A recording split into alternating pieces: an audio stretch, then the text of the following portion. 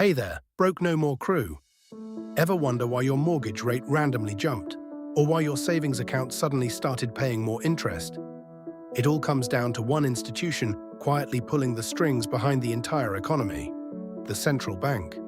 Every time they raise or lower interest rates, it ripples through your mortgage, your credit card, your savings, even your job. Let's break down exactly why they do it. First, what even is a central bank? Think of it as the bank for banks. In the US, it's the Federal Reserve. In Europe, the European Central Bank. Almost every country has one. Their job isn't to serve regular people like you and me directly. Their job is to manage the entire economy. Central banks have two main goals: keep prices stable, meaning control inflation, and keep employment high. Their biggest tool for doing that: the interest rate. Specifically, the rate at which banks borrow money from each other and from the central bank. When the central bank changes this rate, banks adjust the rates they charge you on mortgages, credit cards, auto loans, and savings accounts. It sounds simple, but this one lever controls trillions of dollars of activity.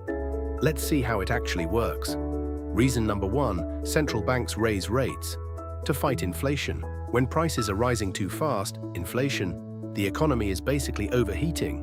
Too much money chasing too few goods, so the central bank raises interest rates to cool things down. Higher rates mean borrowing money gets more expensive. When loans cost more, people borrow less. They buy fewer cars, fewer houses, spend less on credit cards. Less spending means businesses raise prices less aggressively. Demand cools. Inflation slows down. Bonus effect: higher rates mean your savings account actually earns more interest too. Silver lining. But it's a balancing act. Raise rates too aggressively, and you risk slowing the economy down so much it causes a recession. Central banks are basically walking a tightrope between fighting inflation and not crashing the economy. Now the opposite. Why do central banks lower interest rates? When the economy is slowing down, unemployment is rising, or there's a recession, the central bank steps in to stimulate growth. They lower interest rates to make borrowing cheaper. Cheaper loans mean people are more willing to buy homes, buy cars, and businesses are more willing to expand and hire. More spending and investment means more jobs, more economic activity, more growth. This is exactly what happened during the 2008 financial crisis and the 2020 pandemic. Central banks slashed rates close to zero to keep the economy from collapsing. The trade-off? Your savings account interest drops too. Borrowers celebrate, savers, not so much. It's always a trade-off between helping borrowers and rewarding savers. There's no version where everyone wins at once. So how does this actually hit your wallet?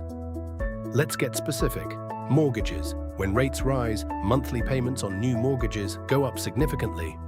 A 1% rate increase can add hundreds of dollars to your monthly payment. Credit cards. Most have variable rates tied to central bank policy. When rates rise, your credit card APR usually rises too. Auto loans and some student loans work the same way. Borrowing costs shift with central bank policy. On the flip side, savings accounts, CDs, and money market funds pay you more when rates are high. Even the stock market reacts. Higher rates often make stocks less attractive compared to safer bonds, so markets can dip on rate hike news. And yes, even your job can be affected. If rates stay high for too long, businesses may slow hiring or even lay off workers. This is why financial news obsesses over central bank meetings. These decisions genuinely move your personal finances. So what should you actually do with this information? Let's go through it. Number one, if rates are low and you need a mortgage or big loan, consider locking in a fixed rate before they rise. Number two, when rates are rising, prioritize paying off variable rate debt like credit cards. It gets more expensive fast. Number three, when rates are high, that's the time to put extra cash into high-yield savings accounts or CDs. Number four, if markets dip on rate news, don't panic sell. Rate cycles are normal and temporary. Number five, keep an eye on central bank meeting dates if you're planning a big financial decision. Timing can genuinely save you money. Understanding this cycle turns confusing news headlines into information you can actually use. Let's recap. Central banks raise rates to fight inflation and lower rates to boost a slowing economy. Every change ripples through mortgages, credit cards, savings, and jobs.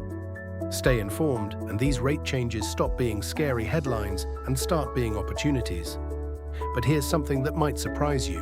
While central banks fight inflation, governments are often doing the exact opposite, borrowing more money than ever. In the next episode, we're diving into exactly what government debt is, how it gets so massive, and whether it should actually worry you. If you don't want to miss it, make sure you're subscribed. Until next time, stay broke no more.